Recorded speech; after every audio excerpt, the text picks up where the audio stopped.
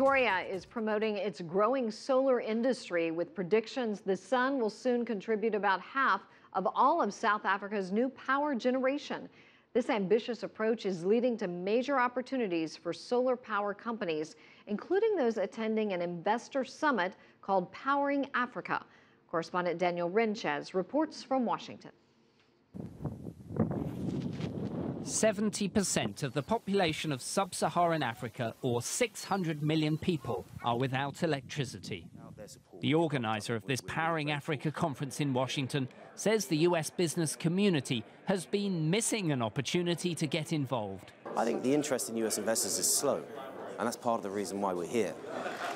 In June 2013, President Obama announced his Power Africa initiative to encourage the US private sector to bring electricity to 60 million African homes and businesses. Anybody that knows Africa knows that President Obama announcing an initiative is not going to turn the lights on overnight.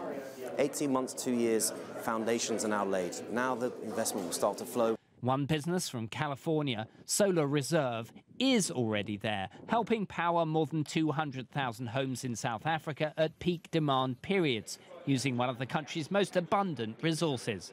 They're choosing to go with solar or wind in some cases, but we think solar is a great solution, as opposed to building another coal plant or building a nuclear plant or building a oil-fired, diesel-fired facility. And solar is now becoming the most competitive and the lowest price of power in those regions for utility-sized projects that feed into the grid. Solar Reserve is also planning another site using mirrors to harness the sun's rays, storing heat for electricity generation for another 200,000 homes. The company predicts solar will soon make up 50% of all new power generation in South Africa. Big electricity infrastructure projects can work well in big African cities. But for those millions in remote rural areas, solar offers a unique opportunity.